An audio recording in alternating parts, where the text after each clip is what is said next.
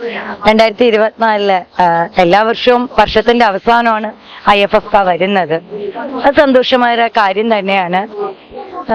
പക്ഷെ ഇപ്പൊ എനിക്ക് IFFK ഫെസ്റ്റിവൽ എന്ന് പറയണേക്കാട്ടിയും ഫിലിം കാർണിവൽ എന്ന് പറയാനാണ് ഞാൻ ഇഷ്ടപ്പെടുന്നത്. കാരണം അതിന്റെ ഒരു കാർണിവൽ മൂഡാണ് ഇവിടെ പലരിലും നമ്മൾ കാണുന്നത്. പിന്നെ എന്താ പറയുന്നത്, ഫിലിം കാണാനൊക്കെ ആളുണ്ട്.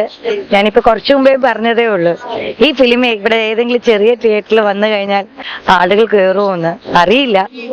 കൊള്ളാം, ഇനിയും മാറ്റങ്ങൾ വരട്ടെ. ആൾക്കാരുടെ മാറ്റങ്ങളും അഭിരുചികളും മാറിക്കൊണ്ടിരിക്കുകയാണെന്ന് ഓരോ IFFKയിലും കാണുകയാണ്.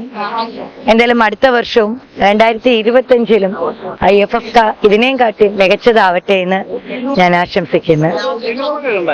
ഞാൻ 3 സിനിമ കണ്ടു. പക്ഷെ എനിക്ക് ഏറ്റവും ഇഷ്ടപ്പെട്ട സിനിമ ഫെമിനിച്ചി ഫാത്തിമയാണ്. എനിക്ക് ഭയങ്കരമായിട്ട് ഇഷ്ടപ്പെട്ടു. ഒരു കുഞ്ഞു പടം.